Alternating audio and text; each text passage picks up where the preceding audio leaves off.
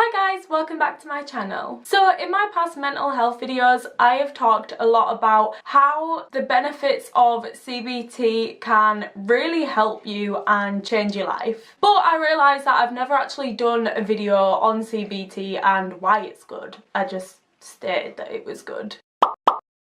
Also, I should say as well that this video was actually a request from a subscriber. So I am open to requests, so if you do have a video suggestion then just leave it down below or message me on my social media. So in this video I'm going to tell you where you can get CBT from, what it involves and how it can help. So all you have to do is just keep watching this video, and also if you could hit that subscribe button and give this video thumbs up, that would be a bonus. So the first thing is how to apply for CBT. So obviously you can go down the private route with CBT. Therapists are everywhere that do specialise in CBT now that it is getting quite popular. So you can more or less find a private therapist in your town or in your city. There are so many. I just live in a tiny little town and there is a private therapist literally just around the corner from me. Obviously private comes at a cost, and I do have a friend that did go privately and he says that CBT was worth every single penny, and a bonus of that is that there is no waiting time and you get therapy pretty much straight away. My friend, he said he applied on the Monday and he had his first session on the Friday.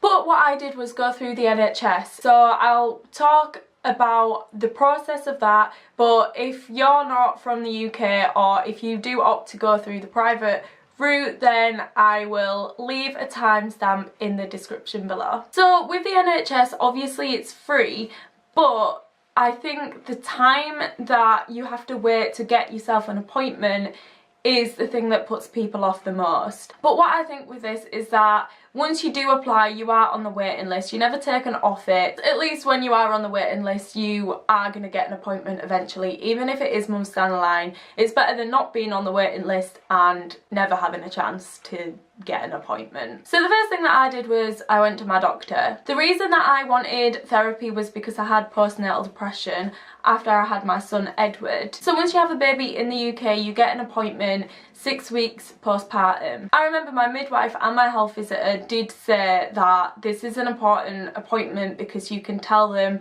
how you feel and whether they think that you need therapy, because obviously postnatal depression is more common than people think. I went to him. It was meant to be a 10-minute appointment. Well, actually it was a double appointment. It was me and my son, so it was a 20-minute appointment. I was in there for less than 5 minutes. So all this doctor did was just search in Google a number for a therapist. I took the note and I never rang that number because back then, in my state of mind, I would worry about every single thing that I did. So with this, I just thought, oh my god, what if I have to pay a bunch of money? I don't even know if you can get therapy on the NHS. I don't know if this is a private company that he's referred me to.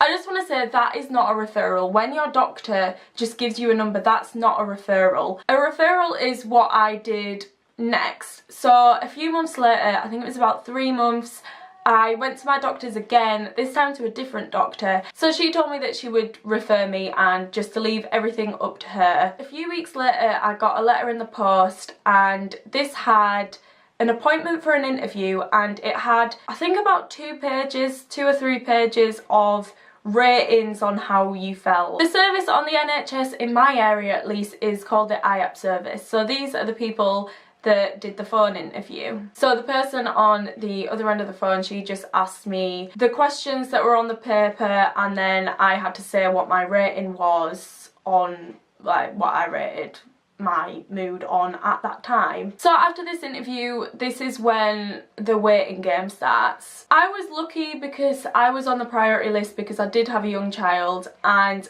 I waited about 8 weeks, but I know that people can be on this list for months. But as I said before, if you're not on the list, then you're never going to get an appointment. So at least when you're on the list, it might feel like you're never going to get an appointment, but that day at least will come when you get a phone call to say that you do have an appointment. So what does CBT involve? So if you've ever had counselling before, CBT is nothing like it. So with counselling, you are just talking over your feelings and you're talking about what's brought you down, and the therapist or the counsellor is just there to listen to you. CBT is a lot to do with learning how to get over your depression or your anxiety. You can talk about the past and you can talk about how you're feeling in that moment, but in CBT the therapist can offer a solution, or not so much advice, but it is definitely something to help you overcome this and learn how to manage your feelings better so you don't end up with those feelings again.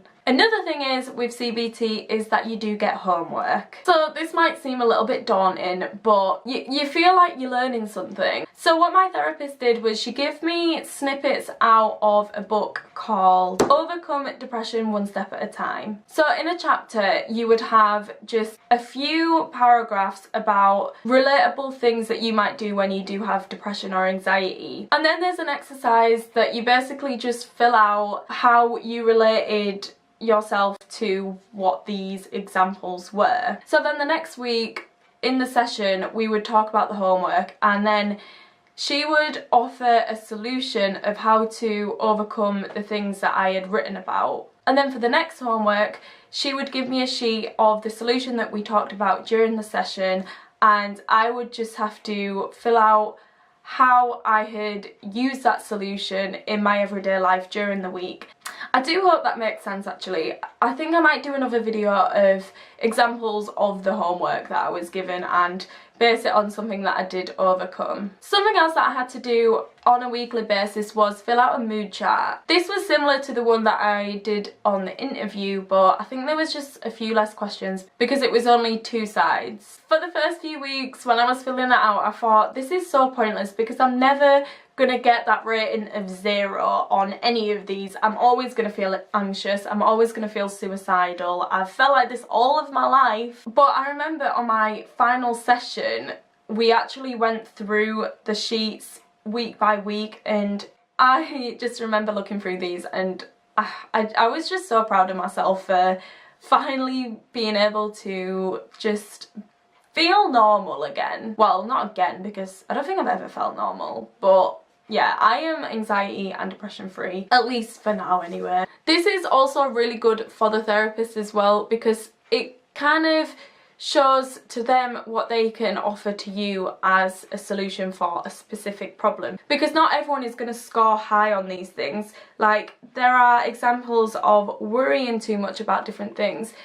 Not everyone that has depression is going to worry about stuff. For me, I did always worry about things, and I actually found that this was the reason for my depression, because I was worrying about things all the time. So because I scored a 3 on that most weeks, then my therapist saw that and she would give me homework, or she would navigate the session towards overcoming that and seeing what she can offer to me as a solution to make that score a little bit lower. So finally, how it can help. So my aim was to get out of the postnatal depression that I was in, and I actually found that I was helped way more than just getting out of the depression. I discovered things about myself that I didn't even realise, and mainly these things were the things that were making me depressed. So CBT really is like opening up a can of worms. The can is the depression, the worms are all the little things that make up that can.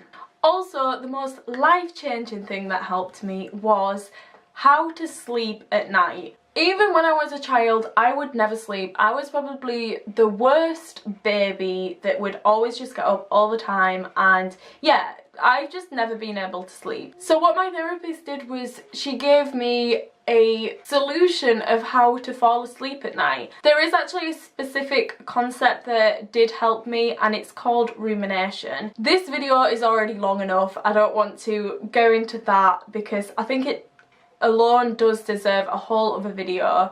and rumination can help you on a lot of different things, but rumination is quite complex, so I'm definitely going to make a whole other video on that. So yeah, that is all I can really say on the overview of CBT, and I honestly think that everyone should have it, whether you're going to get it privately or you will go on the waiting game with the NHS. It is worth every penny, it is worth the wait. But yeah, if you have any questions, definitely leave a comment down below or message me on my social media, specifically Instagram. That is the one that I use most. So that's it for today's video. I really hope you enjoyed it. Don't forget to hit that subscribe button and give this video a big thumbs up, and I'll see you next time.